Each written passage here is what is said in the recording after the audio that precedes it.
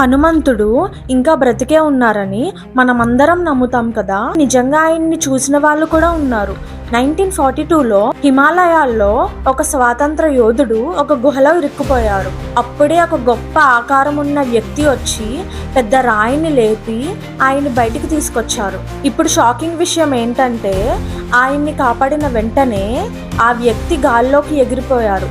మరోసారి ఛత్తీస్గఢ్ అడవుల్లో పిల్లల్ని ఒక పెద్ద వానర ముఖమున్న ఒక స్వామి పులి నుంచి కాపాడారంట. ఆయన అసలు నేలకి తాకలేదంట, చెట్ల మీదగా గాల్లోకి ఎగిరిపోయారంట.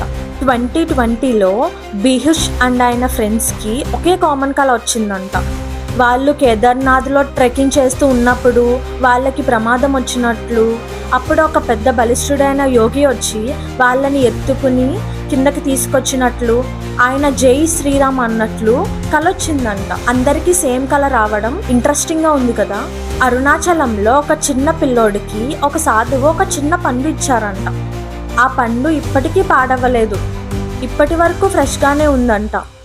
వాళ్ళ అమ్మ ఆ పండుని ఒక వెండి బాక్స్లో భద్రంగా దాచిపెట్టారంట. హనుమంతుడు కనిపించరు, కానీ మనకేం కావాలో ఆయనకి ఖచ్చితంగా తెలుస్తుంది. ఎవరైతే వాళ్ళ హృదయంలో జై శ్రీరామ్ జై శ్రీరామ్ అని నమ్మకంతో జపిస్తారో వాళ్ళు ఎక్కడున్నా హనుమంతుడు వాళ్ళని రక్షిస్తూనే ఉంటారంట. జై శ్రీరామ్.